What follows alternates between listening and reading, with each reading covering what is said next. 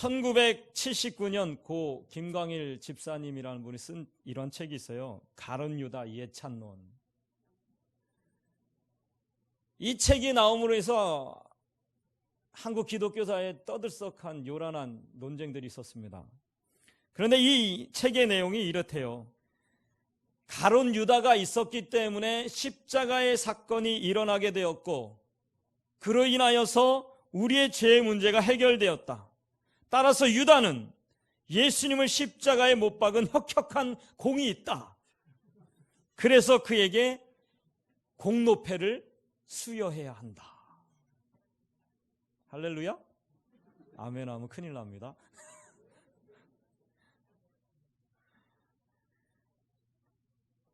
자, 물론 이분이 가룟 유다를 풍자하면서 한국 교회 지도자들의 그 잘못된 부분을 지적하기 위해서 이런 글을 썼지만, 그러나 아무리 그러한 의도라고 했다 할지라도 이 내용은 잘못된 것입니다.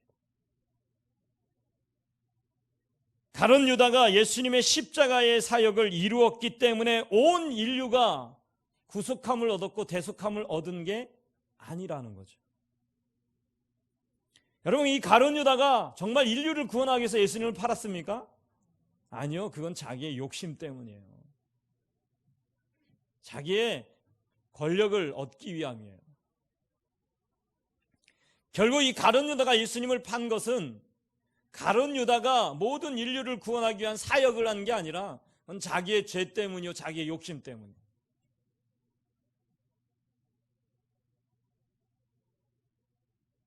인간의 죄를 어떻게 보면 교만이 정당화시키는 것에 불과한 것입니다. 여러분, 가룟 유다가 예수님을 판 것이 결과적으로 우리를 구원하는 사건으로 나타날지 모르지만, 그러나 가룟 유다의 행위를 정당화할 수는 없다라는 거죠.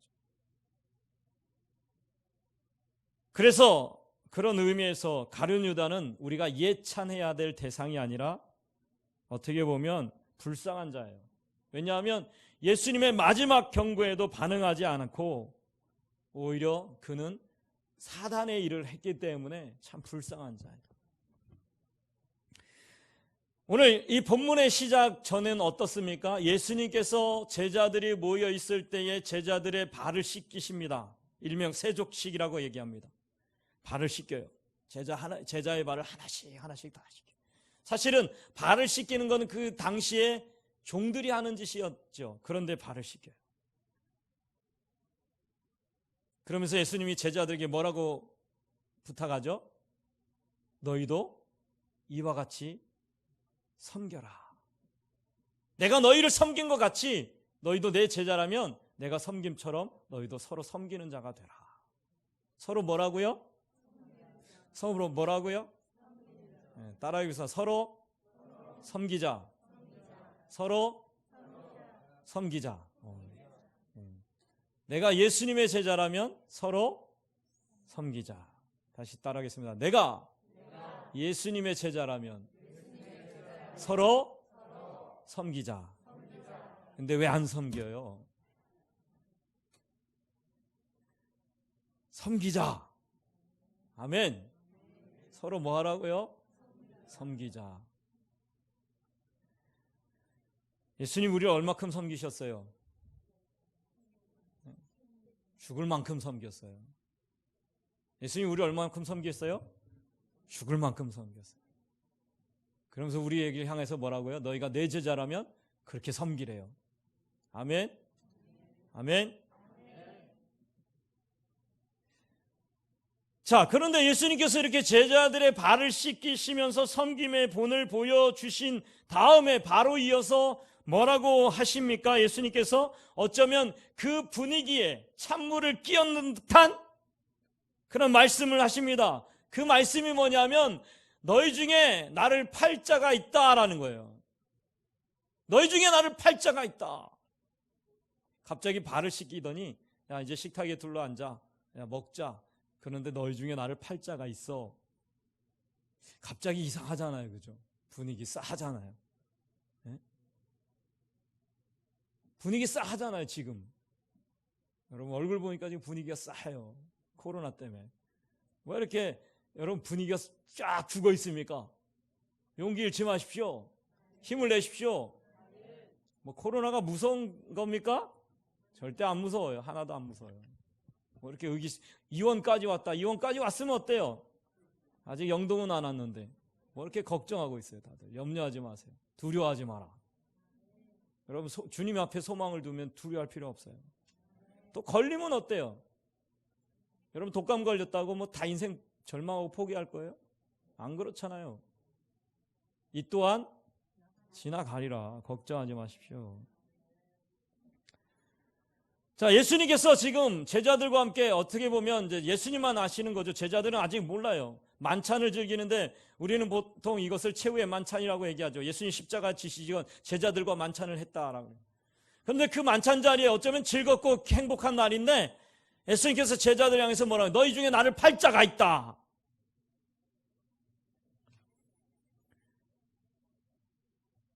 그러면서 가룟 유다를 향해서 뭐라고 얘기합니까? 내가 행할 일을 속히 하라고 하십니다. 가룟 유다가 속히 행할 일이 뭡니까? 그것은 제사장들에게, 바리새인들에게 예수님을 팔아 넘기는 일이죠. 그리고 예수님께서 그들에게 붙잡혀 가시는 거예요. 고소를 당하는 겁니다. 자, 오늘 이 사건을 통해서 우리에게 들려주는 두 가지 이야기를 함께 나누고자 합니다. 첫째로 예수님께서 나를 팔리라 라고 말씀하십니다. 나를 팔리라. 자, 21절 말씀을 한번 읽어보겠습니다. 시작.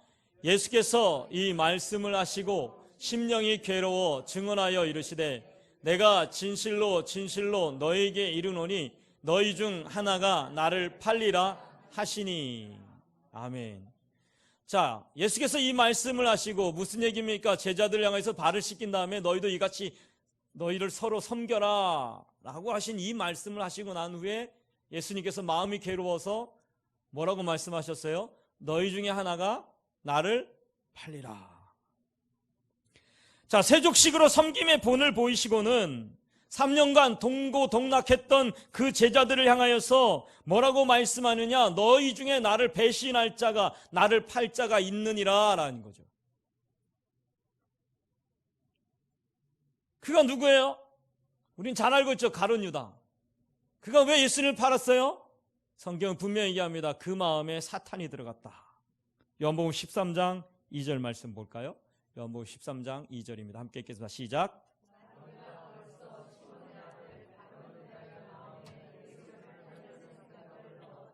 아멘. 마귀가 벌써 13장에 마귀가 벌써 시몬의 아들 가룟 유다의 마음에 예수를 팔려는 생각을 넣었더라. 예수를 팔려고 하는 이 생각이 누구의 생각이에요? 네, 마귀의 생각인 거예요. 예수님을 파는 일은 마귀의 일이란 거죠. 그러니까 결국 이 가룟 유다는 지금 어떤 일을 하는 거예요? 예수님의 제자인데 마귀의 일을 하는 거예요. 그래서 오늘 본 말씀 11절 말씀에 보면 예수님께서 뭐라고 말씀하시는지 다시 한번 보겠습니다. 11절 말씀 시작. 이는 자기를 팔 자가 누구인지 아심이라. 그러므로 다는 깨끗하지 아니하다 하시니라. 아멘. 예. 여기 분명히 말씀하고 있어요. 자기 팔자가 누구인지를 아신다. 예수님께서는 이미 알고 계셨다. 가룟 유다가 자기를 팔 것을, 자기를 배신할 것을 이미 예수님은 아셨다라는 거예요.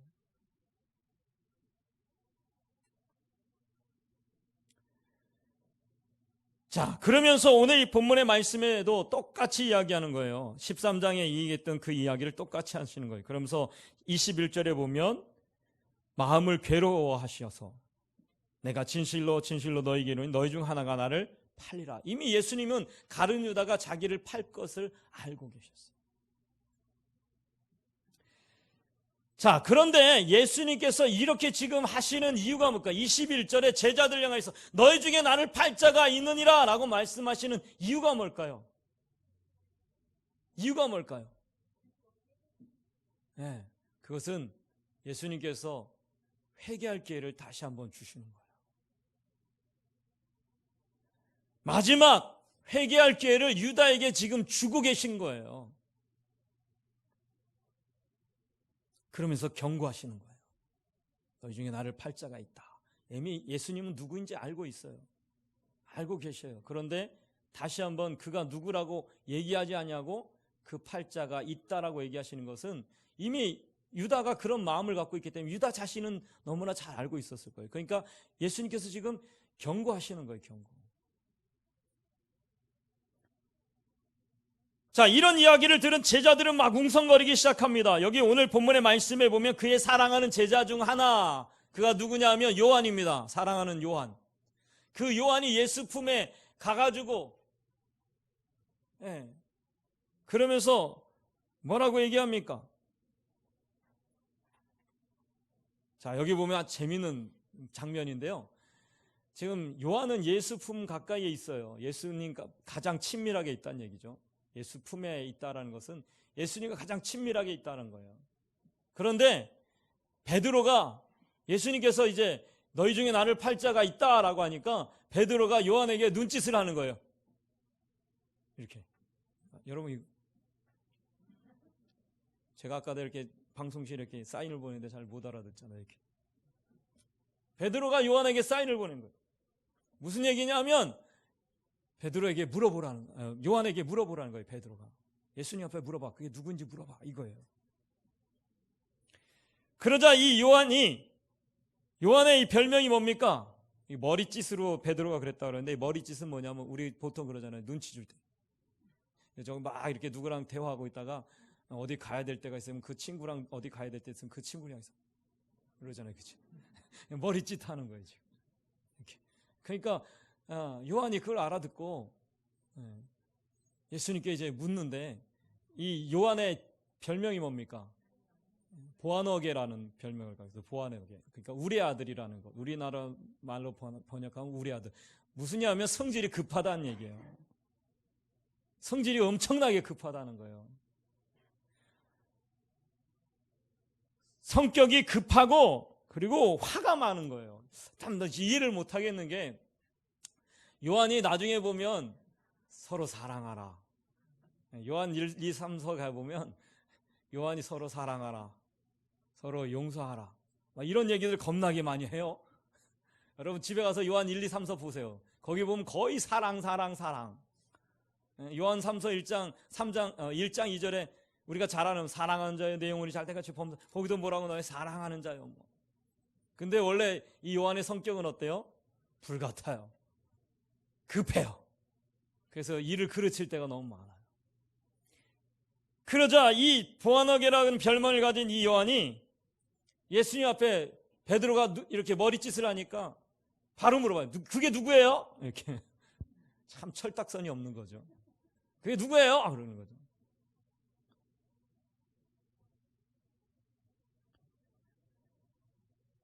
그래서 예수님께서 요한의 그 같은 질문에 이렇게 대답하십니다. 26절을 한번 읽어볼까요?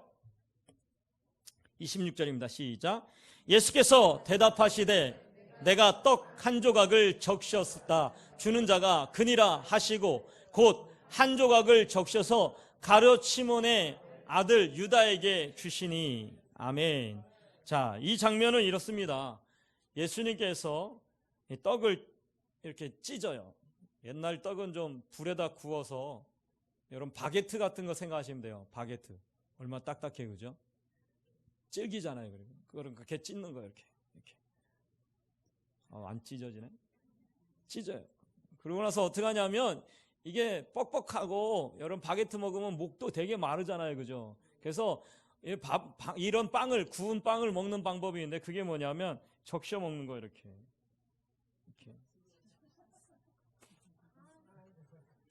안 닦았어요. 저 오늘. 내 건데 어때요? 이거 내 거예요. 더럽다고 생각하지 마. 내 건데 뭐가 더러워요. 자, 이렇게 적셔서 먹는 거예요. 제가 여기 지금 빵하고 그 포도주, 그때 당시 음료가 포도주니까 빵을 이렇게 적셔 먹는 거예요.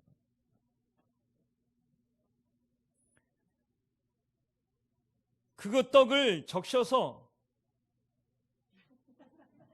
누구 드릴까? 적셔서 이렇게 가룟 유다에게 준 거예요. 여러분, 그런데 이 떡을 적셔서 줬다는 것은 어떤 의미인지 아십니까? 형제에게 주는 거예요. 친한 사람에게 주는 거예요.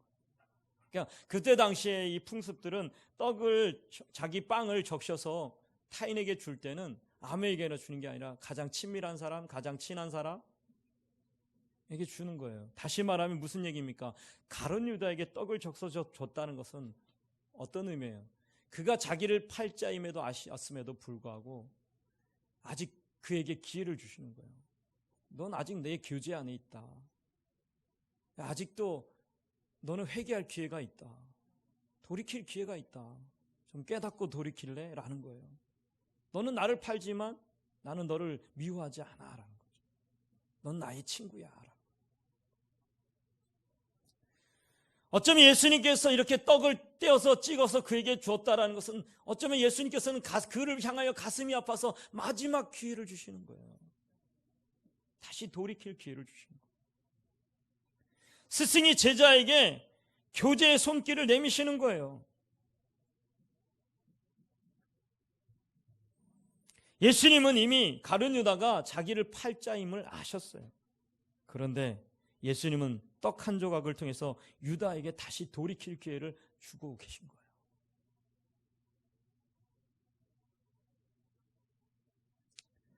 여러분, 지금 예수님은 유다에게 어떻게 보면 사랑의 경고를 주고 계신 거예요. 여러분, 우리 운동 경기에서 선수가 경기를 하다 반칙하면 심판이 뭘 줘요? 고르라기 소리를 제가 못 내요. 삑! 이렇게 주잖아요. 근데 이 경고장은 뭐예요? 너 조심해. 너 한 번만 더 하면 퇴장이야. 라고 말하는 것일 수도 있지만 사실 경고라는 의미는 그런 의미보다 더 큰 의미가 담겨져 있어요. 기회를 다시 한번 주는 거예요. 야, 네가 잘못했는데 퇴장이 아니라 경고인데 조심해. 한 번 더 하면 경고 당할 수도 있어. 조심해. 조심하면 괜찮아. 이런 거거든요. 그러니까 지금 예수님께서 유다에게 떡을 떼어서 주시는 것은 경고인데 이 경고는 뭐예요? 다시 돌이키라는 거예요. 기회를 주시는 거예요. 한 번 더 기회를 주시는 거죠.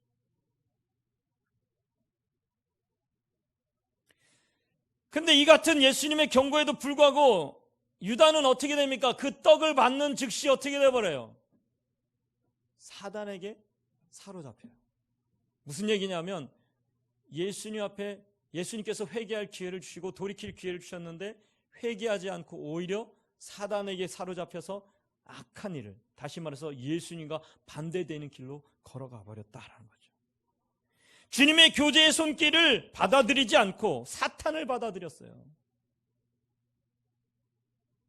여러분, 예수님은요 우리에게 기회를 주셔요. 한 번 주실까요? 예수님 우리에게 날마다 기회를 주셔요. 어떻게 보면 경고인데 기회를 주셔요. 한 번 주실까요? 운동 경기에서는 한 번 경고받고 두 번째 받으면 어떻게 해요? 퇴장이에요. 근데 예수님은 우리에게 경고를 해요. 맨날 경고를 하셔요. 근데 기회를 주셔요. 근데 한 번만 주실까요? 우리가 생명 있는 동안 기회를 주셔요. 우리에게 생명이 있는 동안 예수님께 돌이킬 기회를 주신다라는 거예요. 여러분, 죽음은 더 이상 기회가 없는 거예요. 그러니까 예수님은 우리가 살아있을 동안에 계속적으로 기회를 주시는데 우리가 이 기회 동안에, 인생이라는 이 기회 동안에 우리가 가룟 유다처럼 사단에 사로잡혀서 사단의 일을 함으로 하나님과 상관없는 길로 걸어가서는 안 된다는 거예요. 요즘 너무나 많은 사람들이 사단에게 사로잡혀서 하나님의 일은 전혀 상관이 없이 자기의 길로 걸어가는 사람, 멸망의 길로 걸어가는 사람들이 얼마나 많습니까? 우리는 이 기회에 어떻게 예수님께로 돌이켜야 돼요. 그리고 어떻게 해야 돼요? 주님을 믿어야 돼요. 주님을 끝까지 믿어야 돼요. 여러분, 주님 말씀하셨어요. 말세 때에, 내가 다시 올 때에, 말세 때에 너희 믿음을 보겠느냐? 너희 믿음을 보겠느냐? 믿음 있는 자를 찾으신다고 그랬어요. 여러분, 우리는 믿음 있는 자가 돼서 주님이 찾으실 때 바로 찾으시는 내가 되어야 할 줄로 믿습니다. 그리고 요한복음 4장 24절에 뭐라고 얘기했어요? 네? 아버지께 신령과 진정으로 예배할 때가 오나니 곧 있더라. 이렇게 아버지께서는 자기에게 예배하는 자를 찾으신다. 어쩌면 코로나19가 이러한 때에 주님은 우리를 찾고 계신지 모르겠어요. 누가 나에게 예배할 거냐, 예배하는 자를 찾으신지 모르겠어요. 그러니까 여러분, 어떠한 상황 속에서도 흔들리지 말고 우리 하나님 믿고 하나님 바라보고 예수님 의지하고 그리고 이 예배의 자리를 지키시기 바랍니다.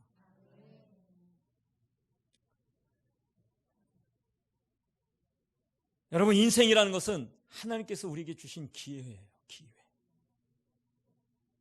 이 인생이란 기회를 우리가 어떻게 살 것이냐?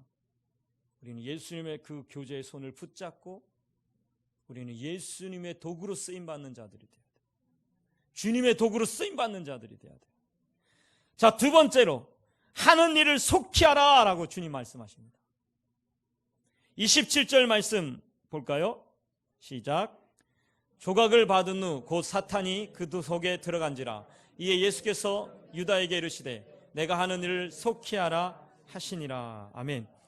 자, 예수님께서 떡을 떼어서 주시기까지 그에게 계속적으로 경고합니다. 돌이킬 경고를 해요. 그런데 그 떡을 받아든 유다는 오히려 마음이 강팍하여 사단에게 사로잡힘으로 인해서 악한 자가 돼요. 예수님 그걸 아신 거예요. 그래서 뭐라고? 이젠 더 이상 이 가룟 유다가 돌이키지 않겠구나 생각하셔서 그에게 뭐라고 얘기합니까? 내가 하는 일을 속히 하라.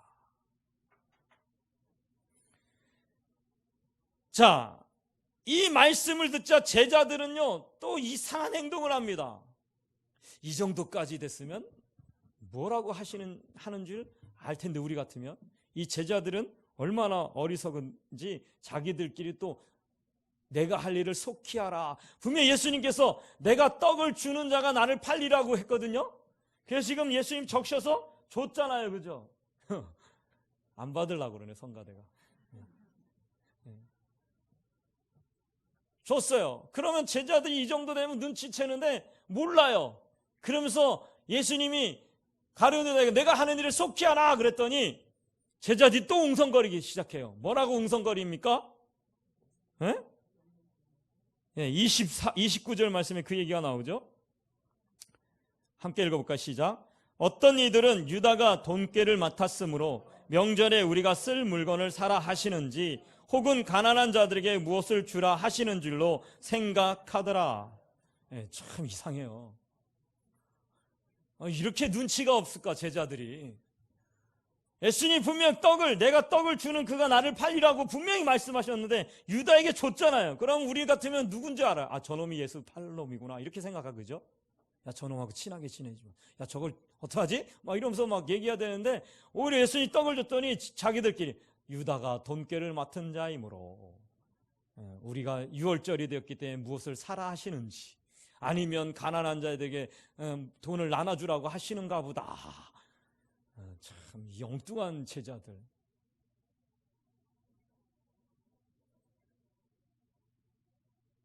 예수님께서 지금 내가 할 일을 속히 하라는 것은 뭐예요? 네가 나를 팔려고 하는 그 일을 속히 하라고 지금 가룟 유다에게 얘기하는 거잖아요. 야, 예수님을 팔 자가 누구인지를 묻는 질문에 예수님께서 분명히 베드로가 이렇게 머리짓으로 해가지고 요한이 물었잖아요. 누가 팔아요? 예수님 누가 파는데요? 이렇게 물어봐서 예수님이 야, 떡을 받는 그가 그리나 그러는 건데 그걸 받은 걸 봐놓고도 제자들이 또 뭐라 그래요? 야, 유다에게 뭘 사라고 그러나 보다. 아니면 가난한 자에게 돈을 나눠주라고 하나 보다. 이상한, 도저히 여러분 이 상황이 이해가 갑니까? 전혀 이해가 안 가요. 이거 뭐 하는, 이 제자들이 뭐 하는 사람들인지 난 도저히 이해가 안 가요. 그리고 나서 30절 말씀해 보니까 그 떡을 받아든 유다가 어떻게 합니까? 한번 읽어볼까요? 시작. 유다가 그 조각을 받고 곧 나가니 밤이러라. 아멘. 유다가 그 조각을 받고 나가니 그것이 뭐라고요? 밤이다. 시간적으로 밤이다라는 의미도 있지만 여러분 여기에는 더 깊은 영적인 의미가 있어요. 밤이다. 왜 밤이다라고 했을까?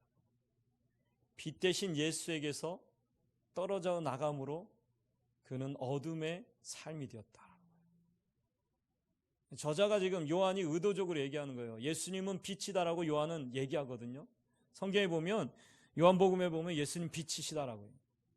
그러니까 그 빛 대신 예수에게서 떨어져 나가니까 어둠의 삶이 되었다라는 거죠.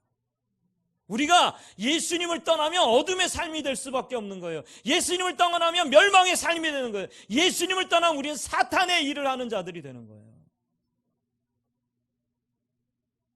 여러분, 사탄은 사람을 통해서 역사합니다. 그런데 이 유다가 자신이 사탄의 도구로 사용되고 있다는 것을 알고 있었을까요? 만약에 그가 알고 있었다면 예수님께서 그렇게 경고하시면서 기회를 주셨을 때 돌이켰을 거예요. 그런데 이 유다는 그걸 알지 못해요.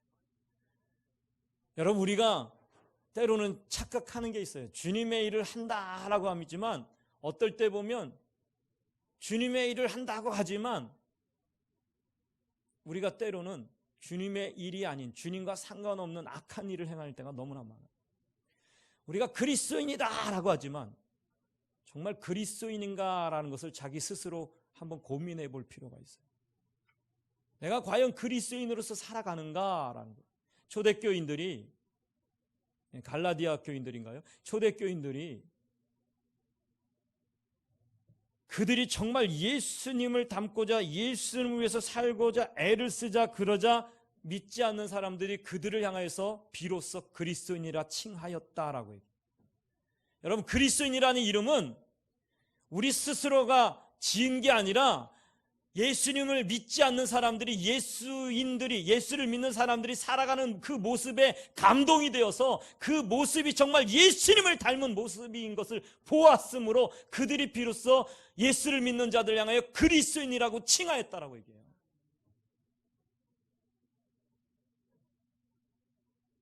그럼 우리가 세상을 살아갈 때 정말 그리스도인이라는 이름을 가지고 살아가는가? 이거는 정말 우리가 오늘 이 시대를 살아가는 우리가 고민해 봐야 될 문제예요. 나는 과연 그리스도인인가? 그냥 단지 난 그리스도인이야 라고 말하는 사람이 아니라 정말 삶을 통해서 그리스도인이 되어지는 삶. 제가 새벽에 설교를 했어요. 새벽 설교를 했는데 거기 성령 충만이에요. 성령 충만이 뭘까? 여러분, 성령 충만이 뭐예요? 성령 충만이 뭐예요?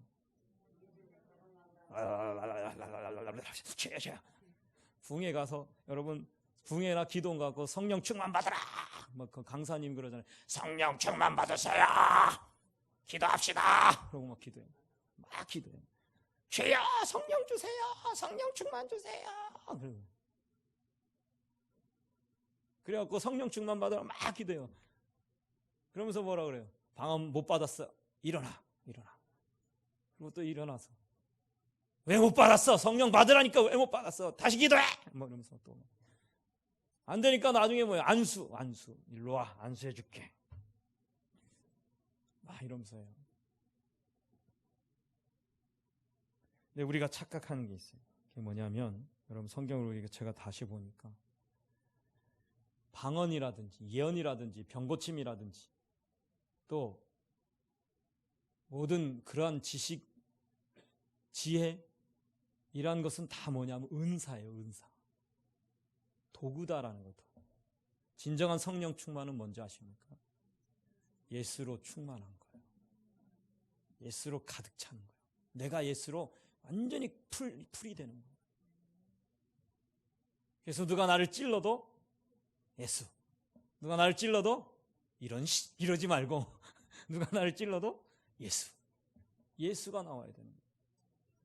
우리의 삶을 통해서 예수가 나오는 거예요. 여러분, 우리가 예수로 충만할 때 그 예수로 살아가도록 마귀도 이기게 하시고 병도 고치게 하시고 예언도 하게 하시고 방언도 하게 하시는 거지.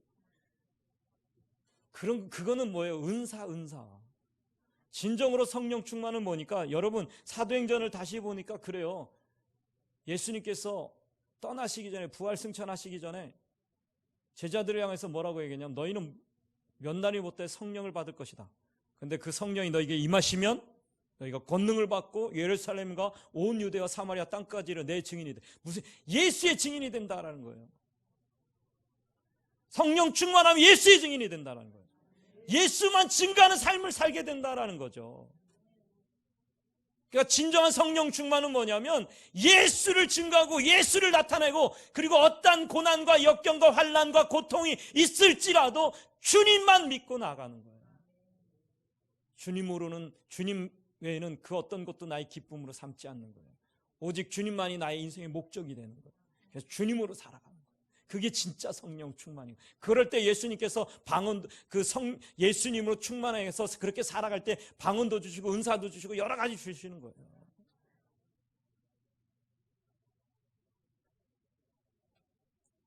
오늘 예수님 우리에게 기회를 주셔요. 가룟 유다처럼 우리에게 기회를 주셔요. 인생이라는 기회를 주셔요. 그런데 우리가 날마다 이 인생의 기회 때 무엇을 해야 될까? 무엇을 해야 될까? 주님의 일을 해야 돼요. 가룟 유다처럼 사단의 도구가 되면 안 돼요. 예수님의 이름을, 여러분, 우리가 예수님의 이름을 먹칠하는 삶이 돼서 안 돼요. 죄송합니다. 좀 과격한지 모르겠지만 우리는 예수님의 이름에 먹칠하는 삶이 되면 안 돼요.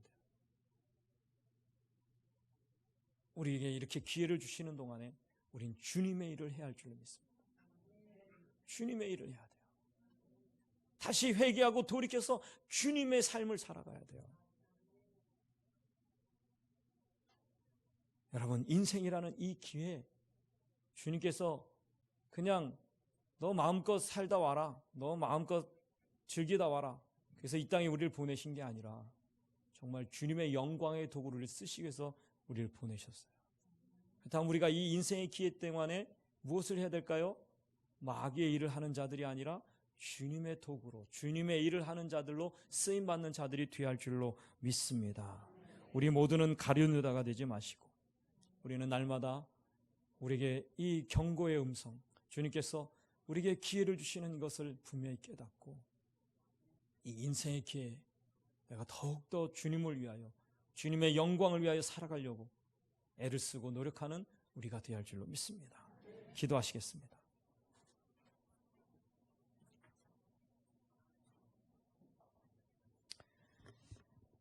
예수님은 자신을 배신하고 팔려던 가룟 유다도 끝까지 사랑하셨습니다. 마지막 문을 열고 나서기까지도 예수님은 그를 사랑하셨습니다. 그래서 계속해서 그에게 경고하시면서 손을 내미십니다. 예수님의 말씀을 잘 듣고 합당한 반응을 하기 위해서 우리는 깨어서 기도해야 할 줄로 믿습니다. 그렇지 않다면 우리도 유다처럼 사탄을 받아들이게 되고 죄의 종로를 타는 길을 택하며 살아갈지도 모릅니다. 오늘 주님께서 사랑으로 경고하고 계시는 그 음성을 우리가 들어야 할 줄로 믿습니다. 우리는 주님의 그 음성을 듣고 돌이켜야 할 줄로 믿습니다. 지금 돌이키면 됩니다. 우리가 더 늦기 전에, 인생의 때가 지나기 전에 돌이켜서 주님의 그 사랑의 음성에 반응하고 우리가 날마다 그 주님의 음성에 영적으로 민감한 삶이 되어서 날마다 우리가 주님의 도구로, 은혜의 도구로, 생명의 도구로, 축복의 도구로 복음을 전하는, 예수님을 증언하는 도구로 쓰임받는 우리가 되기를, 이 시간 우리 주여 한번 부르고 통성으로 기도하시겠습니다. 주여!